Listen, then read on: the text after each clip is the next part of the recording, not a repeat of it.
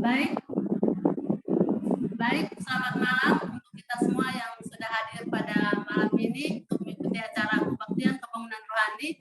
Sebelum kita memulaikan acara kita, marilah kita mengundang Roh Kudus Tuhan dengan berdoa dalam hati kita masing-masing.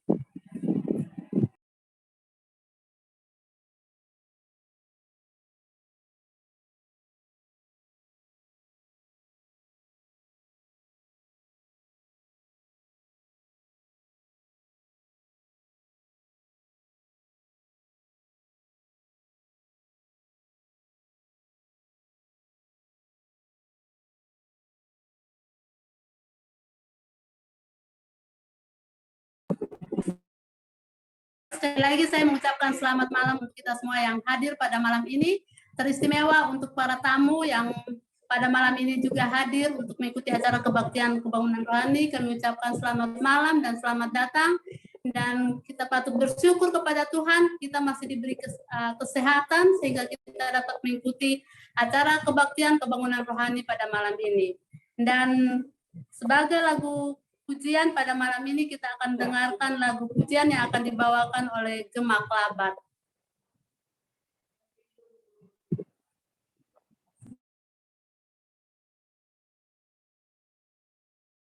Sudahkah darah-Mu Yesus tercurah untukku?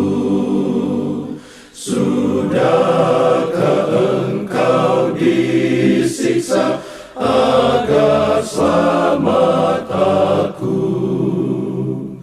Disalib ku lihat terang itu, lalu beban hatiku lenyaplah. Aku nampaklah oleh percaya, sekarang sepanjang hariku senang. Sungguhkah karena dosaku Tuhan disalibkan?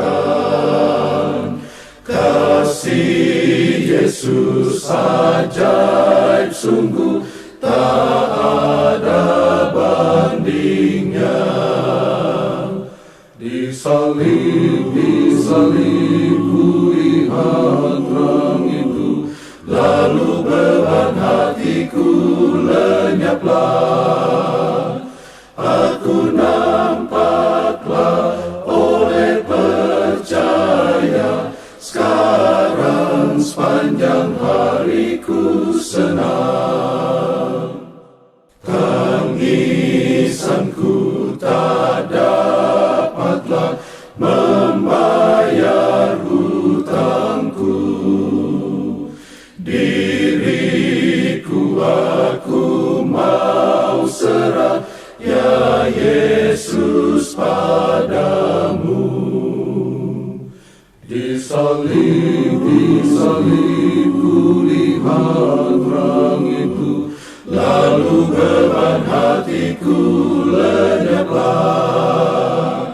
Aku nampaklah oleh percaya, sekarang sepanjang hariku senang. Disalib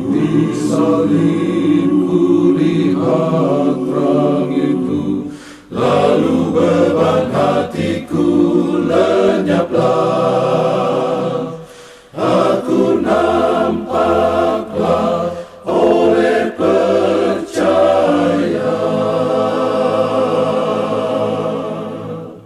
sekarang sepanjang hariku senang.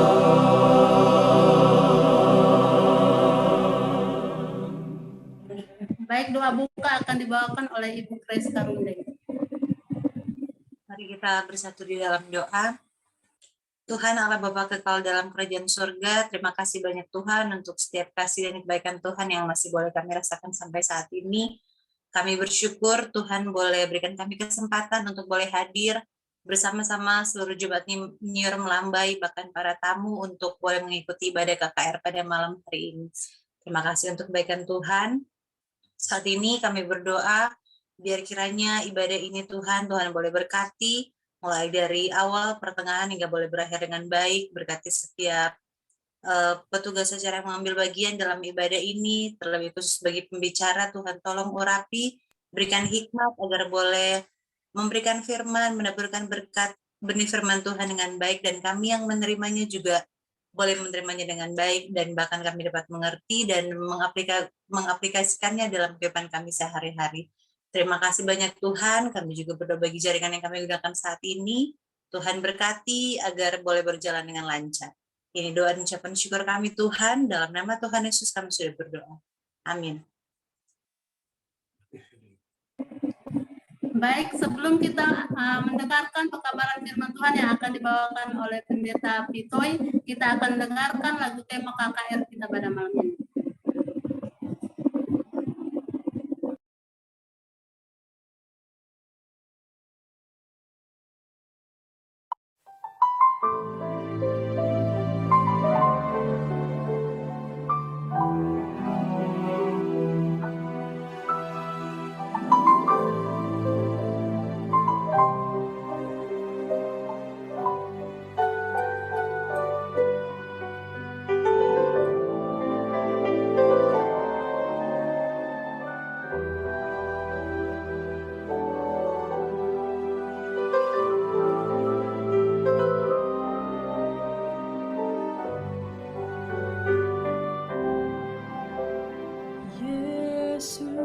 Yesuslah inti kitab suci,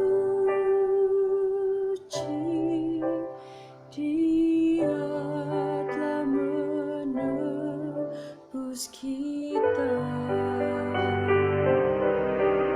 Dia berikan janji keselamatan, Dia akan datang lagi.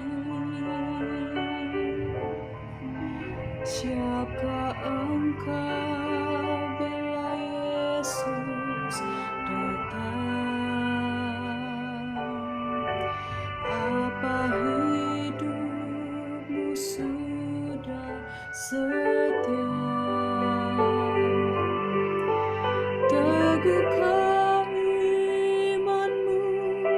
Sudahkah hidupmu memancarkan kasih Tuhan?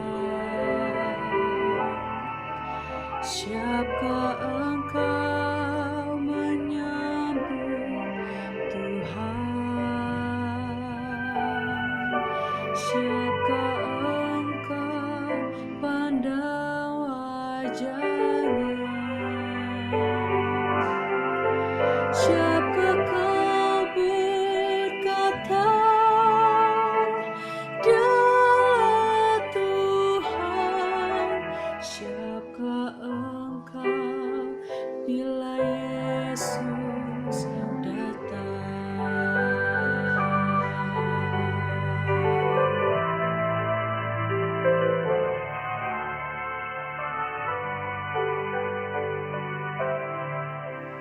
Jangan pegang kesenangan dunia, semuanya sia-sia. Serahkan hidupmu padanya, Dia panggil kau sekarang. Siapkah engkau bila Yesus datang? Apa hidupmu sudah setia? Teguhkan imanmu, sudahkah hidupmu memancarkan kasih Tuhan? Siapkah engkau menyambut Tuhan? Siapkah engkau pandang wajahnya? Siapkah kau berkata, Dialah Tuhan?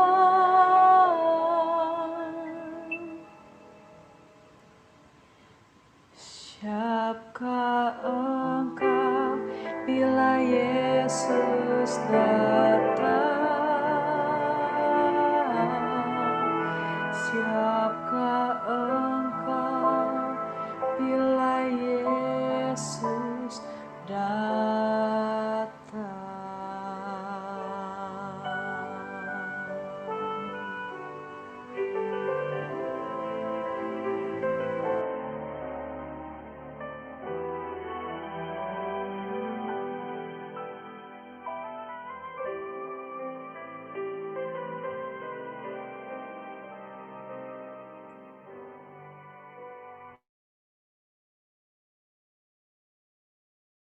Shalom, selamat malam bagi saudara-saudara sekalian yang kekasih di dalam Tuhan Yesus Kristus. Buat seluruh anggota jemaat, juga terlebih tamu-tamu kami yang sudah bergabung pada malam hari ini. Siapkah kita bila Yesus datang? Ini satu pertanyaan yang sangat penting. Mungkin pertanyaan yang terpenting dalam hidup saya dan saudara. Siapkah saya dan saudara kalau Yesus datang pada malam ini? Sebelum kita melanjutkan pembahasan malam ini, saudara-saudara, mari kita sekali lagi tunduk kepala dan kita berdoa. Ya Tuhan, Engkau berjanji, di mana 2-3 orang sepakat untuk memohon apa saja, Engkau akan mendengarkan permohonan mereka dan Engkau akan hadir bersama dengan mereka. Saat ini kami semua yang ada, walaupun hanya lewat Zoom, kami sepakat untuk mendengarkan suara Tuhan. Kami memohon agar Tuhan yang berbicara kepada kami pada malam hari ini. Kami juga percaya janji-Mu, mintalah maka akan diberi. Kami minta hikmat dan kehadiran Roh Kudus di dalam hati masing-masing kami. Sehingga ketika kami mendengarkan firman Tuhan, bukan hanya kami memahami firman Tuhan itu, tetapi kami boleh praktekkan, hidupkan firman Tuhan itu di dalam hati dan pikiran kami, sehingga kami boleh memiliki karakter seperti Tuhan Yesus. Terima kasih Tuhan, di dalam nama Tuhan Yesus kami sudah berdoa dan mengucap syukur. Amin. Saudaraku, tema KKR kita sepanjang 2 minggu ini. 1 minggu kita sudah lewati, dan sekarang kita ada di minggu yang kedua, adalah ya, aku datang segera. Dari mana kita dapatkan perkataan ini, tema ini, saudara-saudara? Tema ini didapatkan dari ayat yang terakhir di dalam buku Wahyu. Di dalam Alkitab ini, inilah ayat yang terakhir. Inilah kata-kata Yesus yang terakhir. Di dalam Wahyu 22, ayat 20 dan 21, firman Tuhan berkata, Dia yang memberikan kesaksian tentang semuanya ini berfirman, ya, aku datang segera. Amin. Datanglah Tuhan Yesus. Kasih karunia Tuhan Yesus menyertai kamu sekalian. Amin. Saudaraku, saya yakin dan percaya kata-kata Tuhan Yesus yang terakhir adalah kata-kata yang sangat penting bagi saya dan saudara. Apa itu? Ya, aku datang segera. Saudara, ini adalah kata-kata yang diucapkan oleh Tuhan Yesus melalui penglihatan yang dilihat oleh Rasul Yohanes. Ya, aku datang segera. Dan sepanjang 1 minggu yang silam, saudara-saudara yang mengikuti, kita mempelajari bagaimana persiapan kita secara pribadi.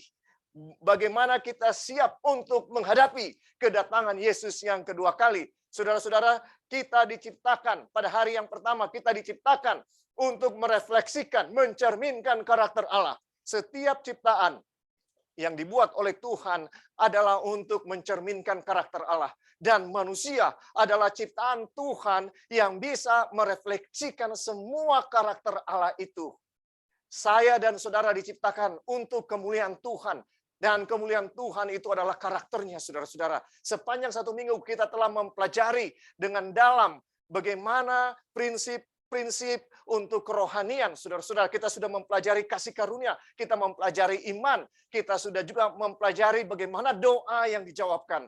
Malam ini, judul pembahasannya adalah Ya, aku datang segera di Kejadian. Di dalam buku Kejadian, maksudnya saudara-saudara. Apakah Tuhan Yesus juga menyatakan dia akan datang segera sejak awal dari buku di dalam Alkitab ini, buku Kejadian? Ya, dari buku Kejadian Tuhan Yesus mengatakan, ya aku datang segera. Dan tema, ya aku datang segera, tema kedatangan Yesus ke atas dunia ini, saudara-saudara, adalah satu tema yang diulang-ulangi di dalam Alkitab. Setiap satu dari 25 ayat di dalam Perjanjian Baru menyatakan tentang kedatangan Yesus yang kedua kali. Saudara, ini satu tema yang paling disukai oleh para penulis Perjanjian Baru. Dan kedatangan Yesus yang pertama dan kedatangan Yesus yang kedua adalah tema yang paling disukai oleh penulis-penulis Alkitab di Perjanjian Lama. Jadi kalau kita bisa lihat, Yesus datang segera, ya Yesus datang segera adalah satu tema yang disampaikan oleh para penulis Alkitab di dalam seluruh isi Alkitab.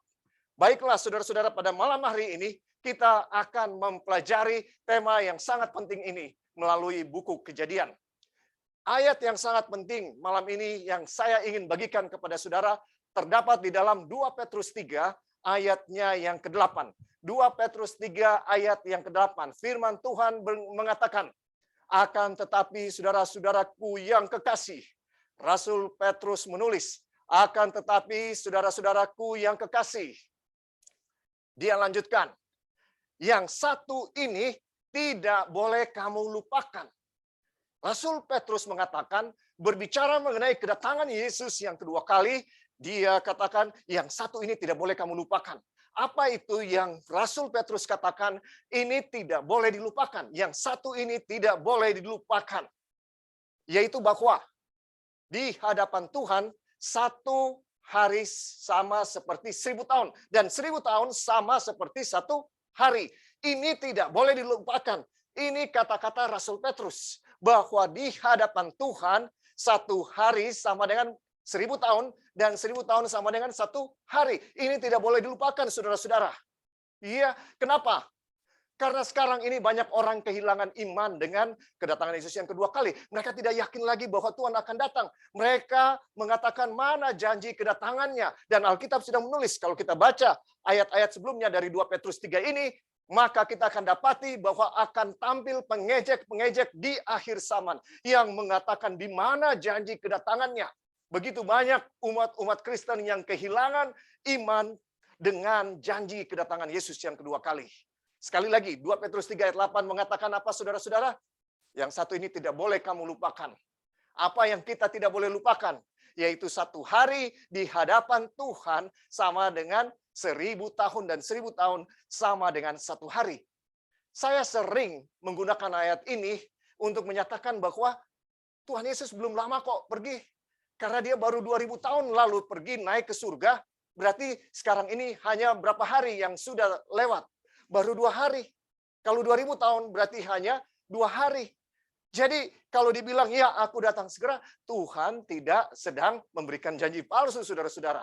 Tapi benar-benar dia sedang mengatakan, saya belum lama kok pergi, dan saya akan segera datang. Apakah benar janjinya ini? Saudara-saudara, begitu banyak orang yang mulai meragukan janji Tuhan ini.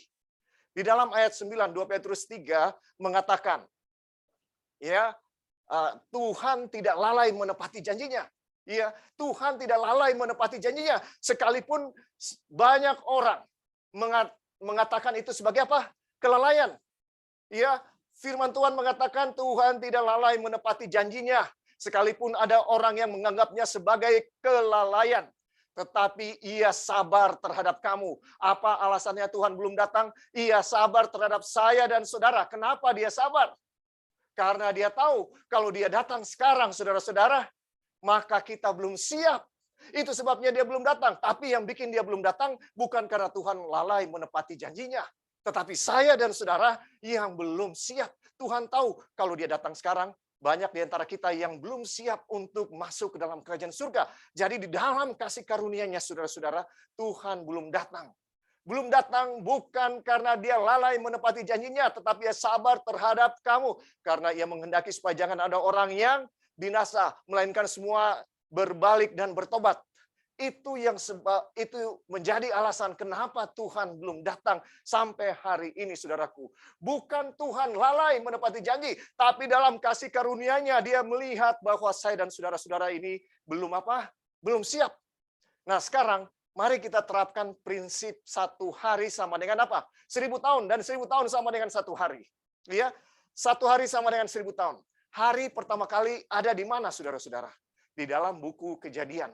Ada berapa hari dalam 1 minggu yang diciptakan oleh Tuhan? Ada 7 hari. Kita tahu bersama, 7 hari ini, saudara-saudara, melambangkan 1 hari, melambangkan 1000 tahun. Ya, dan kita akan pelajari dan kita akan lihat apakah janji kedatangan Yesus untuk datang segera ada atau hanya pepesan kosong. Apakah kita bisa yakin? Ya, saudara akan lihat dalam firman-Nya. Apakah kita bisa yakin dengan janji kedatangan Yesus ini di dalam buku Kejadian? Ya, mari kita lihat, saudara-saudara, kenapa, dan kita juga akan memahami kenapa 1 minggu itu 7 hari. Ya, kita akan lihat kenapa. Kita akan pelajari bagaimana, kenapa Tuhan menciptakan dalam 1 minggu itu 7 hari. Ya, tidak lebih, tidak kurang, tapi tepat 7 hari. Tuhan bukan manusia, dia punya hikmat jauh lebih dari yang dapat kita mengerti dan pikirkan, saudara-saudara.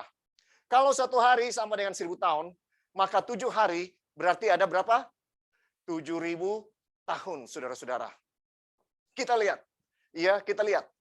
Dengan begitu, hari pertama merefleksikan 1000 tahun pertama dalam sejarah dunia ini. Hari pertama merefleksikan 1000 tahun yang pertama dari sejarah umat manusia. Hari pertama Tuhan menciptakan apa, saudara-saudara? Hari pertama Tuhan menciptakan terang. Alkitab mengatakan hari pertama Tuhan menciptakan terang. Kemudian jadilah petang, jadilah pagi, itulah hari pertama. Terang yang Tuhan ciptakan pada hari pertama. Ya, terang yang mana yang dimaksud, saudara-saudara? Kalau kita katakan bahwa terang yang dimaksud itu adalah terang, memang terang, padahal bumi bukan yang diciptakan pertama, di atas jagat raya ini, bumi bukan yang diciptakan pertama oleh Tuhan. Apakah sebelum bumi diciptakan tidak ada terang sama sekali, cahaya, sinar? Tentunya tidak. Ya, karena di surga sudah pasti ada terang. Dan surga diciptakan lebih dulu daripada bumi kita. Jelas. Ya. Jadi, saudara-saudara, jelas yang dimaksud itu bukan terang. Terang yang kita mengerti sebagai terang. Tetapi, bagaimana kalau saya usulkan yang dimaksud itu adalah matahari? Karena di dalam bahasa Ibrani-nya, saudara-saudara, ya, kata terang ini or, ya, atau oreh, itu satu kata yang menyatakan terang, namun juga itu adalah satu kata yang bisa diterjemahkan sebagai matahari. Di dalam Ayub 31 ayat 26, kata yang sama diterjemahkan terang di dalam Kejadian 1 ayat 3, di dalam Ayub 31 ayat 26 diterjemahkan matahari. Jadi kata ini bisa diterjemahkan juga matahari, saudara-saudara. Iya. Dan dengan demikian kita bisa mengerti kenapa setiap hari dikatakan jadilah petang, jadilah pagi, itulah hari pertama. Jadilah petang, jadilah pagi, itulah hari kedua. Jadilah petang, jadilah pagi, itulah hari ketiga. Ya, karena dari hari pertama sudah ada matahari, saudara-saudara. Ya, tiap hari ada matahari. Kata yang menyatakan bahwa setiap hari dalam minggu penciptaan itu adalah hari yang sama, kita bisa buktikan dengan kata jadilah petang, jadilah pagi, itulah hari pertama, jadilah petang, jadilah pagi, itulah hari kedua, jadilah petang, jadilah pagi, itulah hari ketiga, jadilah petang, jadilah pagi, itulah hari keempat, dan seterusnya. Sampai hari yang ketujuh. Jadi saudara-saudara, di dalam hari pertama Tuhan menciptakan terang. Ya, sebelumnya bumi ini masih belum berbentuk dan kosong dan gelap gulita. Tapi kemudian Tuhan menciptakan terang. Ya, dan apa yang terjadi dengan terang ini? Terang ini di dalam Alkitab melambangkan kebenaran. Sementara gelap melambangkan ketidakbenaran. Bisa dibilang lawan dari kebenaran. Jadi 1000 tahun yang pertama, Tuhan di dalam buku Kejadian telah menubuatkan bahwa Tuhan menciptakan Adam dan Hawa sempurna, dia taruh di Taman Eden, tapi kemudian manusia jatuh ke dalam dosa. Ya, saudara lihat, hari pertama Tuhan ciptakan terang dan melambangkan bahwa manusia yang diciptakan oleh Tuhan sempurna, kemudian manusia jatuh ke dalam apa? Jatuh ke dalam dosa, saudara-saudara. Itulah yang dinubuatkan ya oleh Tuhan di dalam penciptaan pada hari pertama. Bahwa Adam diciptakan sempurna, ditaruh di Taman Eden bersama dengan Hawa, tapi kemudian Adam jatuh ke dalam dosa.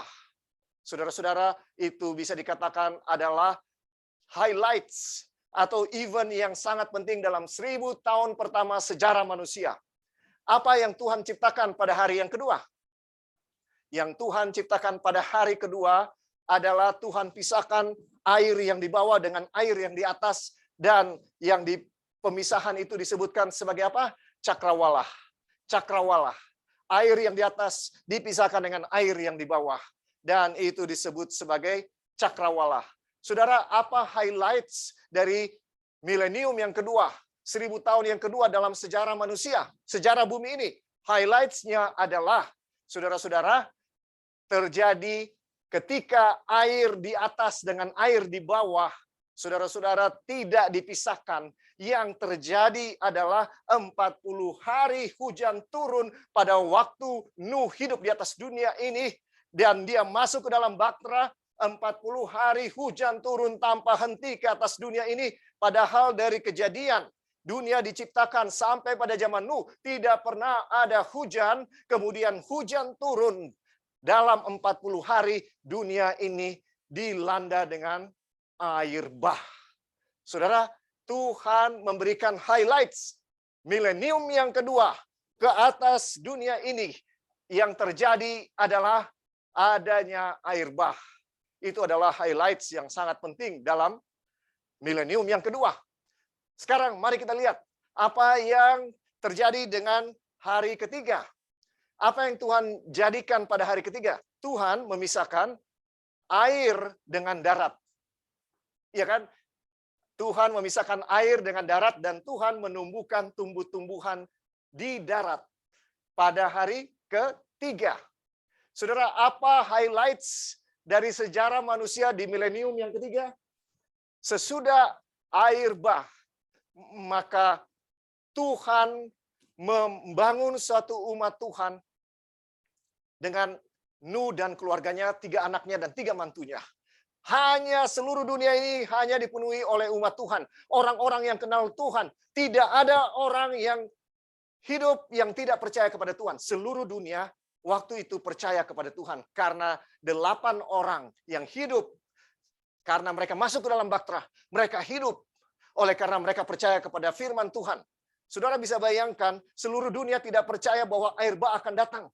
Orang-orang pintar, ya, semua ilmuwan katakan tidak mungkin ada air bah ke atas dunia ini, tidak mungkin. Dan mereka tidak masuk ke dalam bahtera, saudara. Mereka tidak percaya. Bahkan ketika mereka melihat keajaiban demi keajaiban terjadi, ketika binatang-binatang itu beriringan masuk ke dalam bahtera, mereka tetap tidak percaya, saudara-saudara.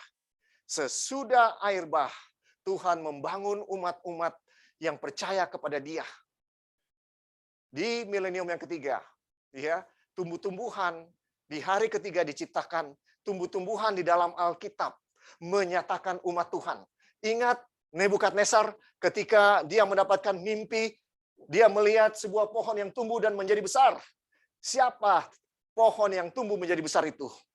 Itulah Nebukadnezar. Iya kan, saudara-saudara, bangsa Israel digambarkan sebagai kebun anggurnya Tuhan. Mereka adalah kebun anggur. Tuhan Yesus juga mengutuk pohon ara. Pohon ara yang dikutuk itu melambangkan siapa? Melambangkan umat Tuhan. Jadi tumbuh-tumbuhan melambangkan umat Tuhan di dalam Alkitab. Jadi hari ketiga, milenium ketiga, menyatakan bahwa sesudah air bah, umat Tuhan dibangun. Dan siapa yang dipanggil untuk membangun umat Tuhan? Sesudah Nuh dan keluarganya, yang dipilih oleh Tuhan adalah Abraham. Dari keturunan Abrahamlah dibangun umat-umat yang mengenal Tuhan, mengenal kebenaran. Itulah highlights dari milenium yang ketiga, saudara-saudara. Hari yang ketiga. Sekarang kita datang di hari yang keempat. Milenium yang keempat. Apa yang terjadi? Apa hal yang penting yang terjadi di milenium yang keempat? Saudara-saudara, di dalam milenium yang keempat, diciptakan hari keempat. Yaitu apa? Bulan dan bintang. Karena matahari sudah diciptakan hari pertama. Tapi banyak orang yang mengatakan matahari baru diciptakan hari keempat. Saya tidak mau berdebat, saudara-saudara, atau menimbulkan kontroversi dalam hal ini. Kalau saudara mau percaya ini matahari diciptakan hari keempat, saya nggak masalah, saudara-saudara. Iya, karena kelihatannya ayat seperti mengatakan demikian. Tetapi kalau matahari diciptakan hari keempat, saudara-saudara, maka ada perbedaan antara hari pertama sampai hari ketiga dengan hari keempat sampai hari ketujuh. Ada perbedaan. Terang yang digunakan di dalam hari pertama sampai hari ketiga tidak sama dengan terang yang digunakan hari keempat sampai hari ketujuh. Tapi tidak masalah, saudara. Kalau saudara mau percaya hari keempat, nggak masalah. Saya nggak masalah. Karena bagi saya itu bukan suatu yang sangat prinsip. Iya. Tapi yang penting adalah kenapa di dalam hari keempat, kalau saudara baca di dalam Kejadian 1 ayat 14, 15, 16, seakan-akan matahari baru diciptakan hari keempat. Sebenarnya ada alasannya. Ya, matahari di dalam Alkitab melambangkan Yesus. Betul atau tidak? Apa buktinya bahwa matahari melambangkan Yesus? Ya, karena di dalam Maliaki 4 ayat 2 dikatakan, tetapi kamu yang takut akan namaku, bagimu akan terbit surya kebenaran. Ya, jadi di sini dikatakan bahwa orang-orang yang takut akan nama Tuhan, bagi mereka akan terbit surya apa? Surya kebenaran. Ya, matahari kebenaran. Jadi kebenaran itu digambarkan seperti matahari. Dan Yesus di dalam Yohanes 14 ayat 6, kita tahu bersama, Yesus mengatakan apa? Akulah jalan dan kebenaran dan hidup. Saudara, Yesus adalah kebenaran. Dan di dalam Maliaki 4 ayat 2 dikatakan, surya kebenaran. Iya, orang-orang yang takut akan namaku, bagi mereka akan terbit apa? Surya kebenaran. Saudara-saudara, dengan demikian, jelas matahari itu melambangkan Yesus. Kenapa matahari itu sudah ada dari hari pertama? Ya, di setiap milenium, di setiap 1000 tahun Yesus ada, saudara-saudara, dalam sejarah manusia. Tapi kenapa di dalam hari keempat baru seakan-akan matahari diciptakan, saudara-saudara? Karena Yesus baru datang ke atas dunia ini di dalam milenium yang keempat. Ya, Yesus datang ke dunia ini, lahir sebagai manusia, dan seluruh orang Kristen pada kemarin merayakan kelahiran Yesus di atas dunia ini. Yesus datang ke atas dunia ini, saudara-saudara, pada milenium yang keempat. Karena matahari melambangkan Yesus. Kalau begitu, apa yang dilambangkan oleh bulan? Apa yang dilambangkan oleh bintang? Bulan, saudara-saudara, adalah merefleksikan cahaya daripada matahari. Bulan tidak memiliki cahaya sendiri. Dengan demikian apa artinya? Bulan berarti yang merefleksikan Tuhan Yesus. Siapa atau apa yang paling menyatakan tentang Tuhan Yesus, saudara-saudara? Ya, di dalam Mazmur 89 ayat 38 dikatakan, seperti bulan, satu saksi yang setia di awan-awan. Ya, yang tetap untuk selamanya. Jadi saudara-saudara, bulan dikatakan saksi yang setia di awan-awan untuk siapa? Untuk matahari. Jadi kalau bisa dikatakan bulan adalah saksi yang setia, bersaksi tentang siapa? Tentang Tuhan Yesus. Jadi apa atau siapa yang paling menyatakan atau bersaksi tentang Tuhan Yesus. Di dalam Yohanes 5 ayat 39 dan 40. Tuhan Yesus berkata kepada orang-orang Yahudi, kamu menyelidiki kitab-kitab suci sebab kamu menyangka di dalamnya kamu mempunyai hidup yang kekal. Tetapi walaupun kitab-kitab suci itu menyatakan tentang aku atau bersaksi tentang aku, kamu tidak mau datang kepadaku untuk memperoleh hidup itu. Jadi Tuhan Yesus bilang, kitab-kitab suci itu menyaksikan tentang siapa? Tuhan Yesus. Jadi, saudara-saudara, bulan, kalau begitu bulan apa? Bulan melambangkan Alkitab, saudara-saudara. Bulan melambangkan Alkitab. Jadi ketika Tuhan Yesus datang ke atas dunia ini, dia memberikan kesaksian terang kebenaran Tuhan. Dan Alkitab waktu Tuhan Yesus datang baru perjanjian lama. Belum ada perjanjian baru. Tapi sesudah dia naik ke surga, maka murid-muridnya meneruskan perjalanan pekerjaannya sehingga selesailah perjanjian baru. Lengkap. Perjanjian lama dan perjanjian baru memberikan kesaksian tentang siapa? Tentang Yesus. Nah, sekarang bintang. Apa yang dilambangkan dengan bintang? Kita baca Wahyu 12 ayat 1. Ada satu penglihatan yang sangat penting yang dilihat oleh Rasul Yohanes di dalam Wahyu 12 ayat 1. Di dalam Wahyu 12 ayat 1 dikatakan, maka tampak suatu tanda besar di langit. Suatu tanda besar yang ada di langit menyatakan bahwa ini dilihat oleh semua orang. Karena kalau ada di langit, semua orang bisa melihatnya. Ini suatu tanda yang besar di langit. Sesuatu yang pasti tidak bisa dilewatkan. Maka tampaklah suatu tanda besar di langit, seorang perempuan berselubungkan matahari dengan bulan di bawah kedua kakinya dan sebuah mahkota emas di atas kepalanya. Sebuah mahkota emas yang 12 dengan sebuah mahkota emas dengan 12 bintang di atas kepalanya. Saudara-saudara, kalau kita lihat gambaran ini menggambarkan perempuan di dalam Alkitab melambangkan umat-umat Tuhan. Umat-umat Tuhan. Berselubungkan matahari, berarti dia memiliki pakaian kebenaran Kristus.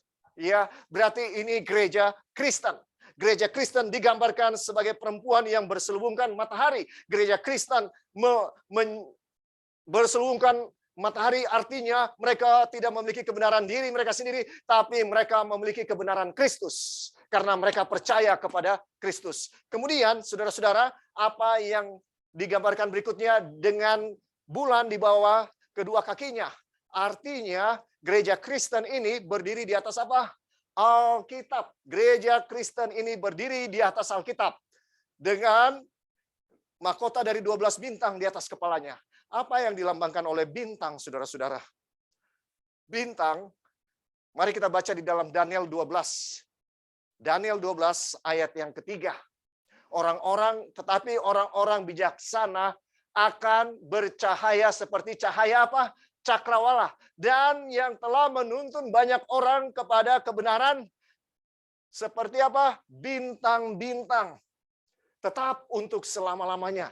Saudara-saudara, di sini dikatakan bahwa apa yang dilambangkan oleh bintang-bintang? Yang dilambangkan oleh bintang-bintang adalah orang-orang yang telah menuntun banyak orang ke dalam apa? Kebenaran. Dan mereka ini disebut orang-orang bijaksana. Kenapa saudara-saudara mereka disebut orang-orang bijaksana? Karena mereka menurut kepada firman Tuhan. Mereka adalah orang-orang yang bekerja untuk menyampaikan kebenaran. Saudara, kalau saya dan saudara adalah orang bijaksana, maka kita akan melakukan pekerjaan Tuhan.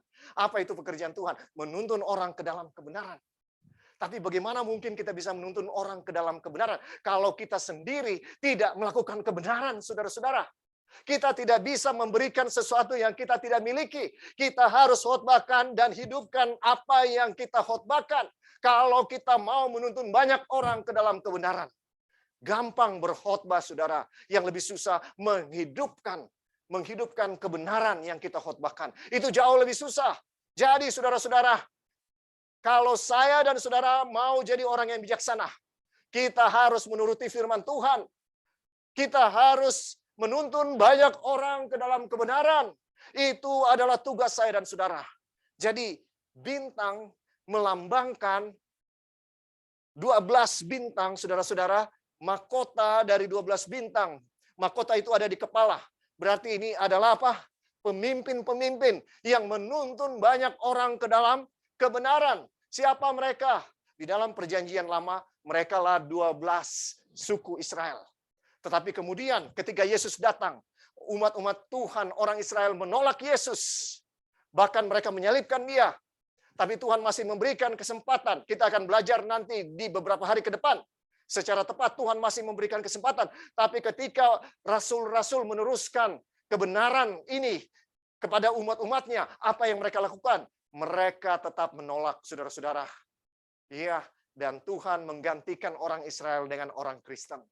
Inilah yang dilambangkan dengan hari yang keempat, saudara-saudara. Matahari, bulan, dan bintang diciptakan, menggambarkan highlights apa yang sangat penting yang terjadi pada milenium yang keempat. Sekarang kita sampai kepada milenium yang kelima. Saya dan saudara sudah sampai di milenium yang kelima. Hari yang kelima menggambarkan apa yang akan terjadi pada milenium yang kelima. Saudara-saudara, apa yang terjadi pada milenium yang kelima? Yang diciptakan adalah burung-burung di udara dan ikan-ikan di laut. Itulah yang diciptakan hari kelima. Dan ini adalah highlights dari apa yang akan terjadi di dalam milenium yang kelima. Ya, kalau saudara buka buku Wahyu pasal 12 ayat 17. Maka maralah naga itu kepada perempuan itu, lalu pergi memerangi keturunannya yang lain, yang menuruti hukum-hukum Allah dan memiliki kesaksian Yesus. Ya, di sini dikatakan naga. Naga marah kepada siapa? Perempuan itu. Yang tadi kita baca di dalam Wahyu 12 ayat 1. Perempuan yang berselubungkan matahari, yang berdiri di atas bulan, dengan mahkota dari 12 bintang di atas kepalanya. Saudara, apa yang dilambangkan oleh perempuan ini? Inilah umat Tuhan, orang Kristen. Orang Kristen yang dibangunkan oleh Yesus sendiri ketika dia datang di atas dunia ini. Dan dia memilih 12 rasul yang meneruskan pekerjaan yang dilakukan oleh Yesus untuk menyampaikan kebenaran. Dan rasul-rasul ini menulis perjanjian baru, saudara-saudara. Dan sekarang perjanjian baru ada di tangan kita. Iya. Jadi digambarkan di sini naga. Tahukah saudara, naga itu jelas di dalam Wahyu 12 ayat 9 melambangkan setan. Tetapi naga dalam mitos Yunani, di mana perjanjian baru ditulis dalam bahasa Yunani, naga adalah mitos Yunani sebagai penguasa di udara. Ya, naga adalah penguasa di udara, saudara, dalam mitos Yunani. Jadi ini seperti penguasa di udara burung-burung. Penguasa dari semua burung-burung itu adalah naga. Iya. Kemudian di dalam Wahyu 13 ayat 1, sesudah Wahyu 12 ayat 17, Wahyu 13 ayat 1, ya, dikatakan seekor binatang yang aneh. Kenapa?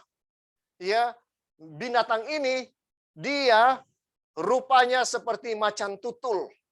Ya, terus kakinya seperti kaki beruang, mulutnya seperti mulut singa. Dia berkepala 7, bertanduk 10.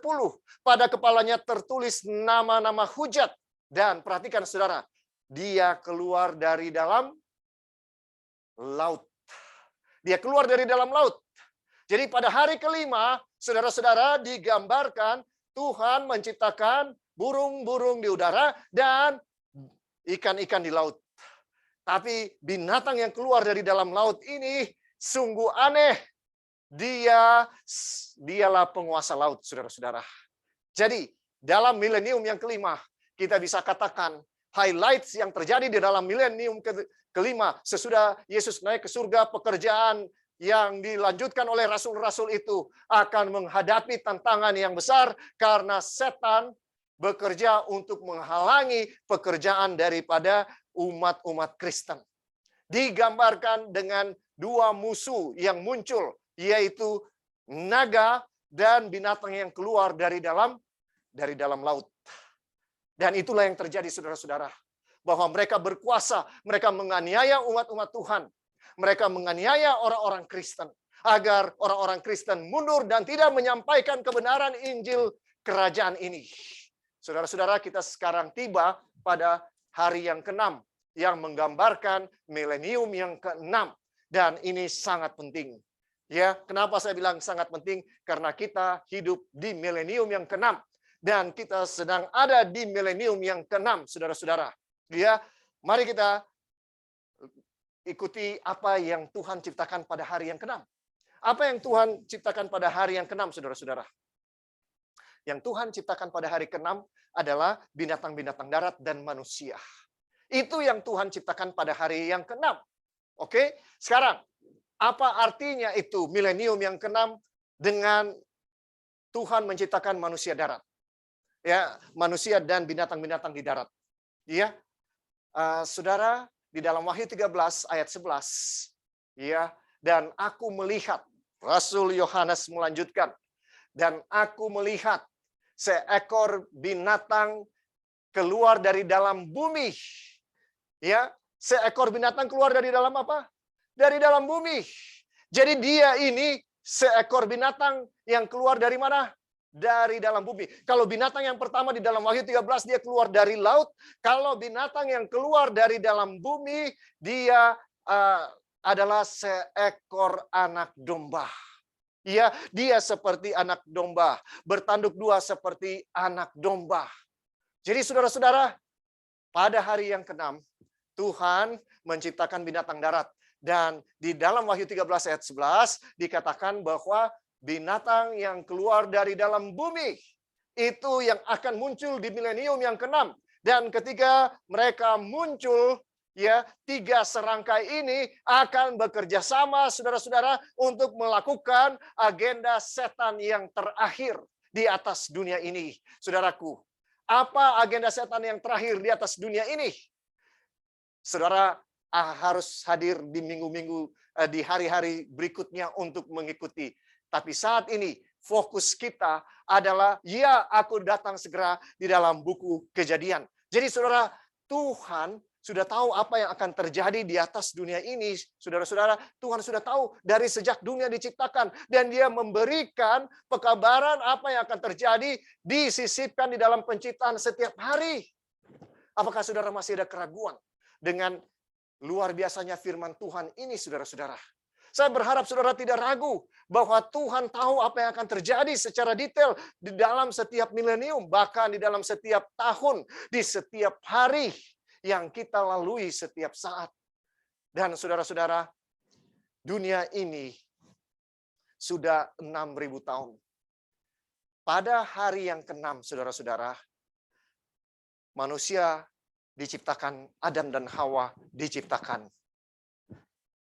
Itulah inti atau yang paling penting dari penciptaan Tuhan. Saya dan saudara diciptakan pada hari yang ke-6.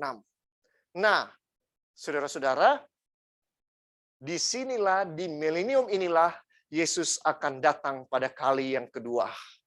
Iya, Yesus akan datang pada kali yang kedua di milenium kita. Tidak akan ada penundaan lagi, saudara-saudara. Yesus akan datang sekarang. Dunia kita tidak akan lebih dari 6.000 tahun, saudara-saudara. Itu sebabnya Tuhan ciptakan dunia ini di dalam 6 hari. Dan pada hari ke-7 apa yang terjadi? Tuhan tidak melakukan penciptaan pada hari ke-7. Tuhan menciptakan dunia dalam 6 hari. Apa yang terjadi pada hari ke-7? Mari kita buka Keluaran 20 ayat 8-11. Firman Tuhan berkata, ingatlah dan kuduskanlah hari Sabat. 6 hari lamanya engkau akan bekerja dan melakukan segala pekerjaanmu. Tetapi hari ke-7 adalah hari Sabat Tuhan Allahmu. Dengarkan, hari ke-7 adalah hari apa? Hari Sabat Tuhan Allahmu. Maka jangan melakukan sesuatu pekerjaan. Engkau atau anakmu laki-laki atau anakmu perempuan atau hambamu laki-laki atau hambamu perempuan, atau hewanmu, atau orang asing yang di tempat kediamanmu. Saudara dengarkan, Tuhan berkata, ingatlah dan kuduskanlah hari Sabat, dan jangan kamu apa? Bekerja.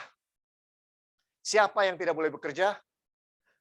engkau atau anakmu laki-laki atau anakmu perempuan, atau hambamu laki-laki atau hambamu perempuan tidak boleh bekerja.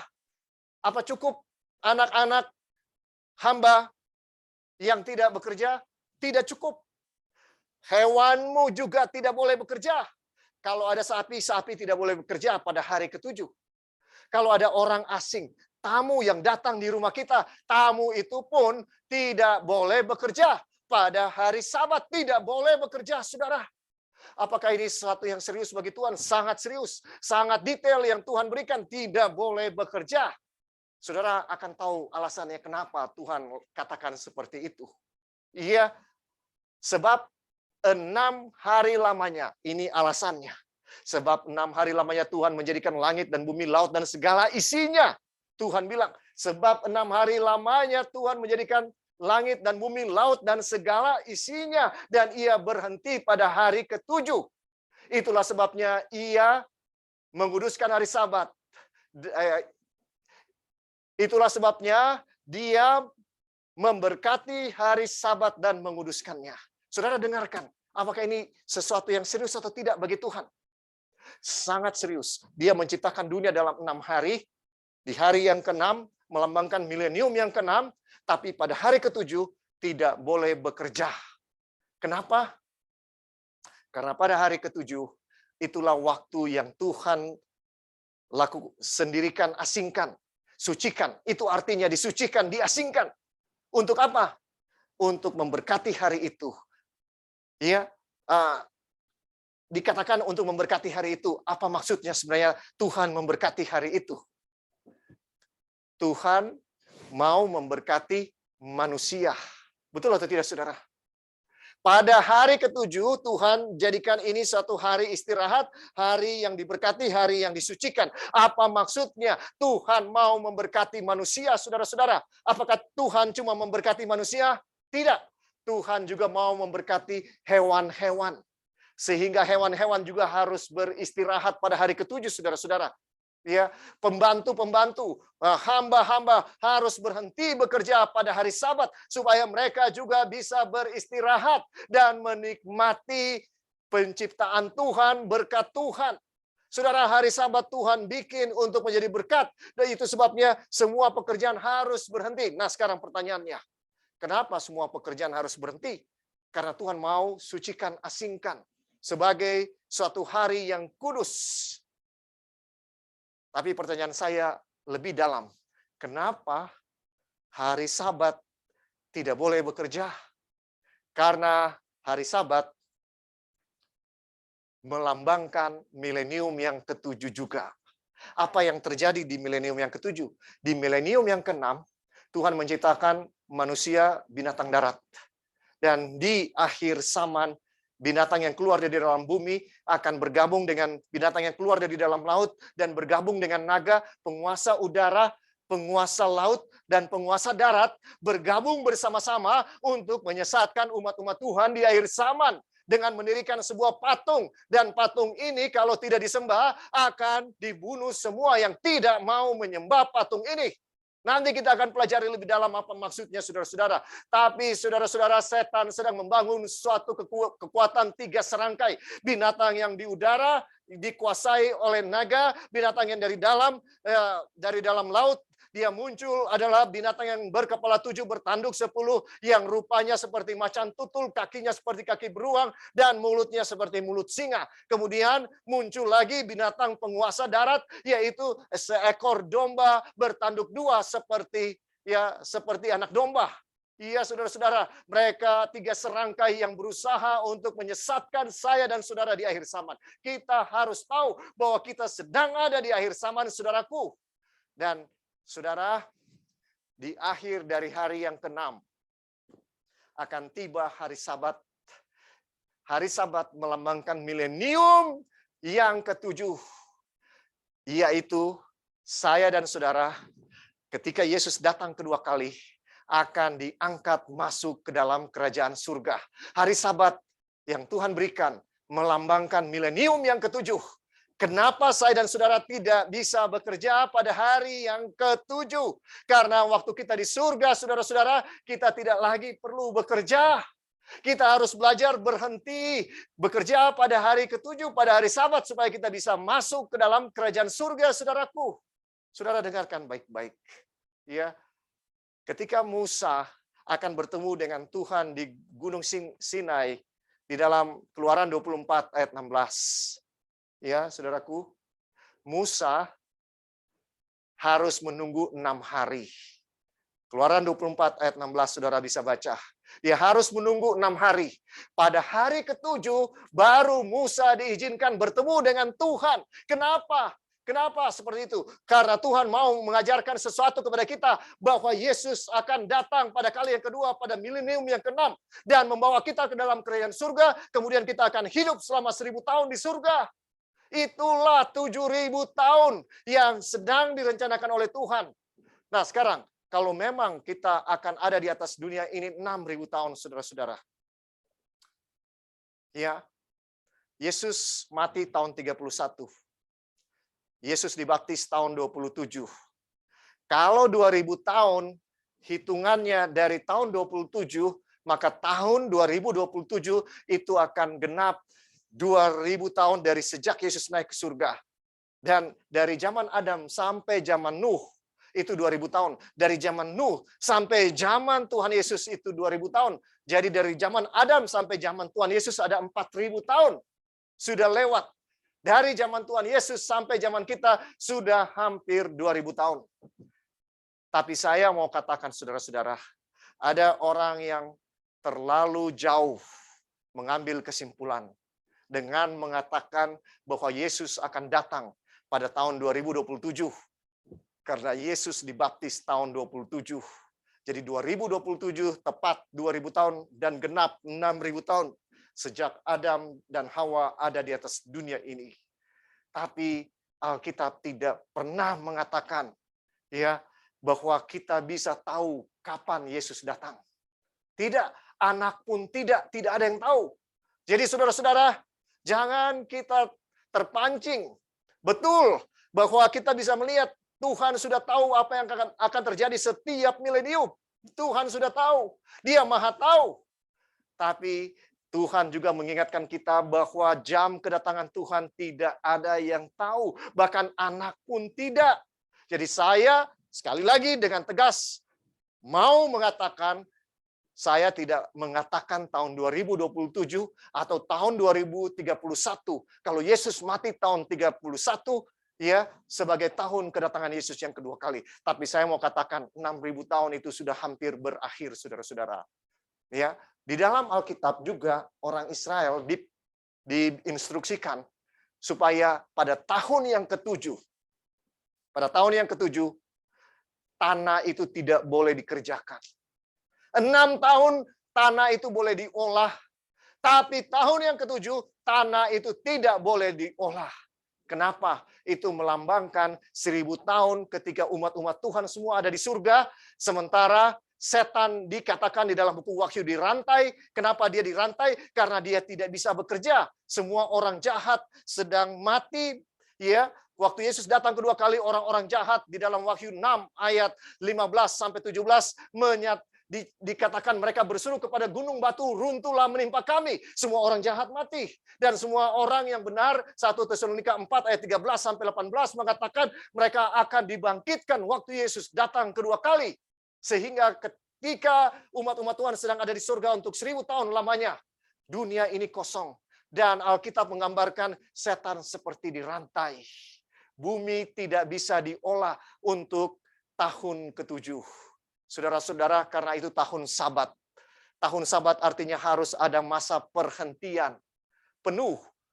Tanah itu tidak bisa diolah. Saudara, itu sebabnya hari ke-7 dikatakan tidak boleh bekerja. Karena milenium ke-7 kita tidak bisa lagi bekerja, saudara. Kita sudah ada di surga. Sekaranglah waktunya kita harus bekerja. Bekerja bagi Tuhan, bekerja membawa jiwa-jiwa masuk ke dalam kerajaan surga supaya kita bisa menjadi bintang-bintang, saudara. Kita tidak perlu jadi bintang di atas dunia ini.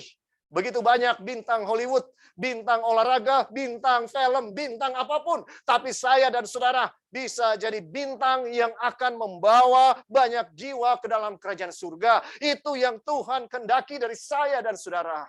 Saudaraku, saya mau katakan, kita kenal kebenaran. Tuhan dengan kasih karunia-Nya memperkenalkan kebenaran kepada saya dan saudara. Saudara yakin bahwa dari penciptaan Tuhan sudah menyatakan, ya, aku datang segera. Saya harap saudara yakin melalui pemaparan firman Tuhan malam ini, saudara semakin yakin bahwa ya, aku datang segera. Itu yang Tuhan mau sampaikan kepada saya dan saudara. Saudara tahu Henokh adalah keturunan ketujuh dari Adam? Ya, saudara boleh baca di dalam 1 Tawarik 1 ayat 1, 2. Ya, Henokh adalah keturunan ketujuh dari Adam. Adam, Set, Enos, Kenan, Mahalalel, Yared yang keenam, dan Henokh yang ketujuh. Itu sebabnya saudara-saudara, Henokh, saya nggak katakan bahwa karena dia keturunan ketujuh Tuhan angkat dia ke surga. Tidak, saudara-saudara, memang dia kehidupannya benar dan Tuhan angkat dia ke surga. Tapi saudara-saudara, ini menyatakan kepada saya dan saudara bahwa angka 7, angka yang istimewa, angka yang spesial. Dan Henokh keturunan ketujuh, Tuhan angkat dia hidup-hidup masuk ke dalam kerajaan surga. Betul atau tidak saudara-saudara? Henokh adalah keturunan ketujuh. Ya, kita sekarang ada di milenium ke-6. Kalau saudara baca buku Kejadian, saya baca buku Kejadian, saya secara detail pisahkan cerita siapa yang paling banyak. 5 pasal pertama berbicara bisa dikatakan mengenai awal sejarah dunia ini. Jadi tokoh yang pertama di dalam buku Kejadian itu adalah siapa? Adam. Tokoh yang kedua dari buku Kejadian, kita bisa hitung pasalnya berbicara mengenai orang tokoh-tokoh ini. Tokoh yang kedua adalah Nuh. Saudara, ya. Tokoh yang ketiga adalah Abraham. Tokoh yang keempat adalah Ishak. Tokoh yang kelima adalah Yakub. Tokoh yang keenam adalah Yusuf. Dan Yusuf dengan Abraham ini yang paling banyak diceritakan di dalam buku Kejadian. Saudara bisa hitung pasal-pasalnya. Ya. Ini 6 tokoh ini menggambarkan 6 milenium. Iya, saudaraku. Adam jelas menggambarkan milenium yang pertama. Karena dia hampir 1000 tahun juga umurnya. Kemudian Nuh. Nuh menggambarkan milenium yang kedua, jelas. Nuh pelaku ya air bah itu dan Nuh satu-satunya yang selamat. Milenium yang ketiga, umat-umat Israel dibangun melalui siapa? Abraham. Milenium yang keempat, saudara, Ishak. Ishak dipersembahkan oleh Abraham melambangkan apa, saudara? Melambangkan Yesus. Jelas. Semua tokoh ini jelas melambangkan Yesus. Tetapi dari semua tokoh-tokoh ini, yang paling jelas melambangkan Yesus itu adalah Ishak. Kenapa? Karena Ishak dipersembahkan. Sebagaimana Bapa mempersembahkan Yesus di kayu salib. Iya kan? Walaupun Abraham dicegah untuk membunuh Ishak. Ishak jelas betul-betul menggambarkan milenium yang keempat. Yesus datang. Kemudian Yakub. Yakub melambangkan orang Kristen yang bertumbuh sesudah Yesus naik ke surga dan menjadi besar seperti sekarang ini. Pergerakan Kristen dilambangkan dengan Yakub. Sebagaimana Yakub juga memulai orang Israel di Perjanjian Lama. Nah, sekarang saya mau katakan kita ada di zaman yang milenium yang ke-6. Zamannya siapa? Di zamannya Yusuf. Saudara, Yusuf, saudara, menggambarkan umat Tuhan di akhir zaman menjelang Yesus datang kedua kali. Kenapa saya bilang begitu? Karena Yusuf punya integritas. Dia digoda oleh Potifar, seorang wanita yang tentu saja cantik, menarik, dan istri pejabat tinggi di Mesir. Sangat menggoda, tiap hari dia digoda.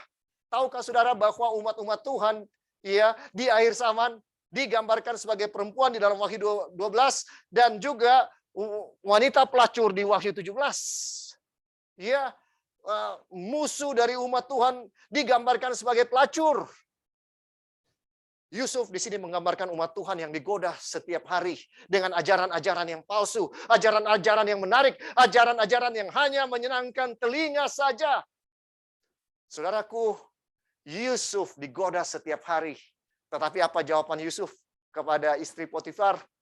Yusuf bilang, bagaimanakah mungkin aku melakukan kejahatan yang besar ini kepada Tuhan? Saudara, saya dan saudara adalah umat-umat Tuhan di akhir zaman. Saya dan saudara harus menjadi orang-orang yang berkata kepada setan, kepada setiap pencobaan, bagaimanakah mungkin aku melakukan kejahatan yang besar ini kepada Tuhan yang sudah mati bagi saya di kayu salib. Saudara dan saya adalah Yusuf. Jangan kita tergoda dengan semua yang menarik di atas dunia ini.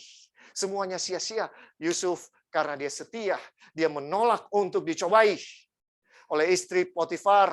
Dia menolak untuk melakukan kejahatan. Dia akhirnya harus masuk penjara. Saudara, Yusuf karena mempertahankan kebenaran. Dia sama dengan deskripsi dari Wahyu 12 ayat 17. Maka marahlah naga itu kepada perempuan itu, lalu pergi memerangi keturunannya yang lain yang menuruti hukum-hukum Allah.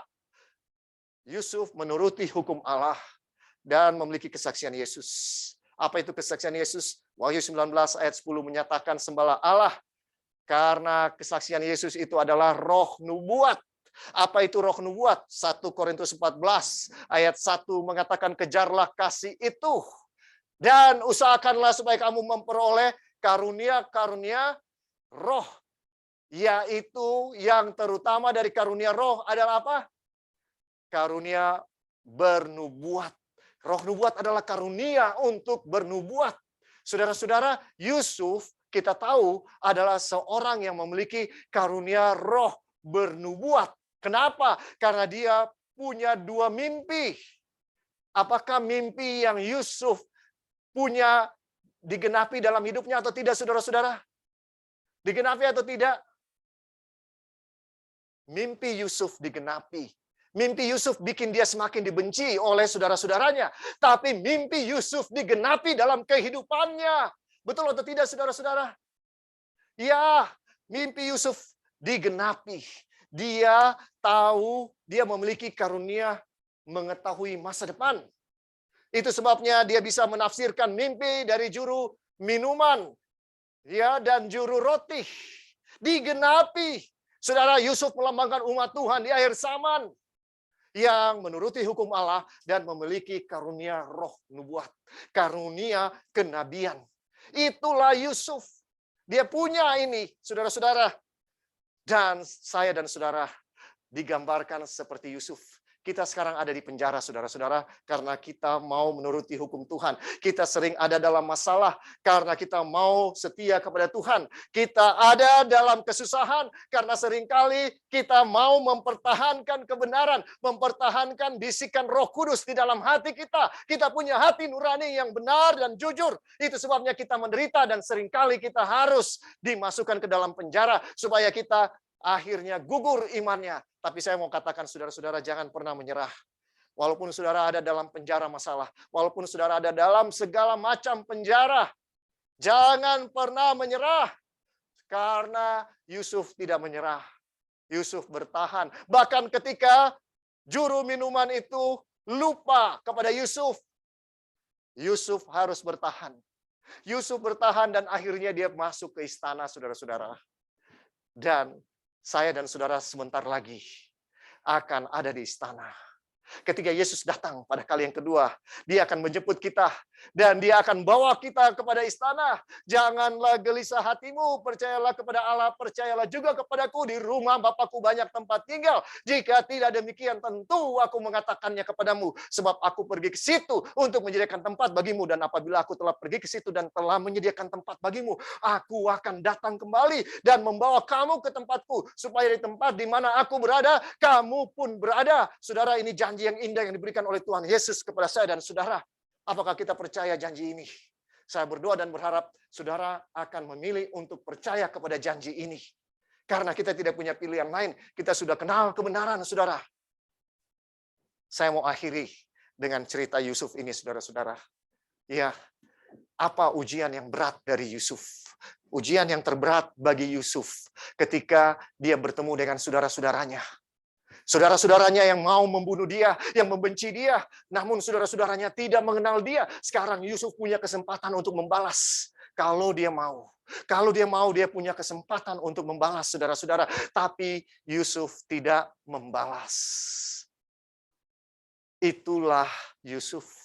Itulah saya dan saudara. Kalau kita mau menjadi umat Tuhan yang sejati, ujian terbesar kita di akhir zaman adalah apakah kita membenci musuh kita? Apakah kita mau membalas apa yang dilakukan oleh musuh kita, menyakiti kita? Jangan, saudara. Yusuf tidak membalas. Yusuf mengasihi saudara-saudaranya yang menjual dia. Bayangkan di sumur, di lubang itu Yusuf memohon dengan muka yang memelas.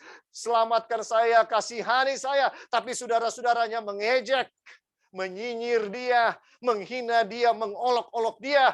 Tapi sekarang Yusuf punya kekuasaan untuk membalas. Apakah Yusuf membalas? Tidak, saudaraku. Yusuf tidak membalas. Jadi kalau begitu, apa pelajarannya buat saya dan saudara?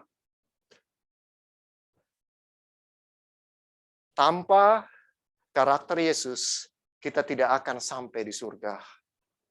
Seringkali Tuhan harus izinkan orang menganiaya kita. Seringkali Tuhan harus izinkan setan menganiaya kita dengan situasi yang berat, dengan masalah yang berat. Tapi semua itu demi kebaikan kita, supaya saya dan saudara bisa memiliki karakter Yesus. Itu saja. Karena tanpa karakter Yesus, kita tidak bisa sampai di surga. Mari kita saling mengasihi. Mari kita mengampuni orang yang bersalah kepada kita, saudara. Mari kita tetap mengasihi. Sekalipun kita disakiti, tetap kita mengasihi. Mari kita berdoa bagi orang-orang yang menganiaya kita. Saudara, Yusuf tokoh yang ke-6.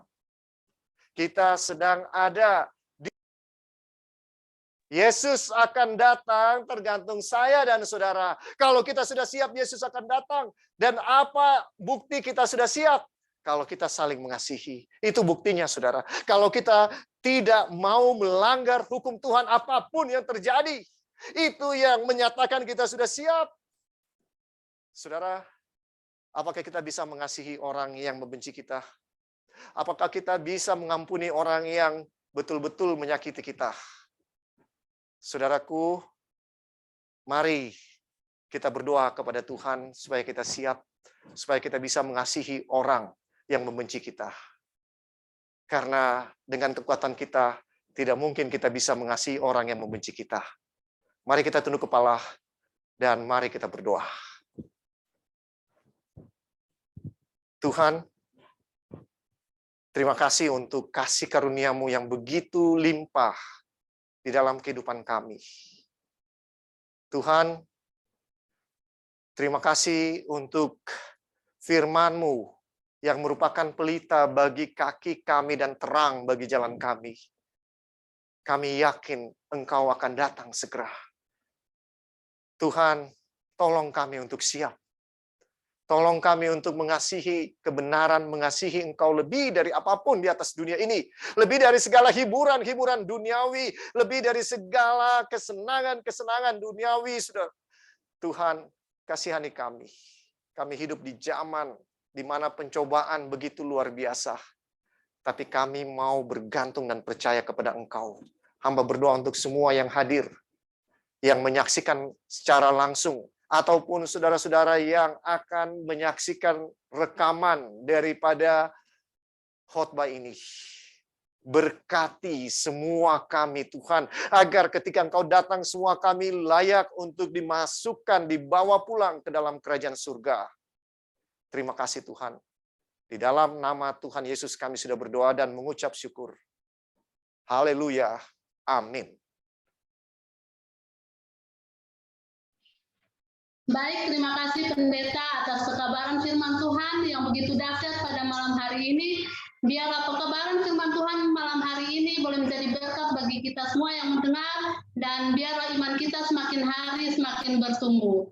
Dan acara kebaktian kita pada malam hari ini telah selesai, dan kami masih tetap mengundang saudara-saudara ataupun para untuk hadir pada acara besok malam. Kami ucapkan selamat malam, Tuhan memberkati.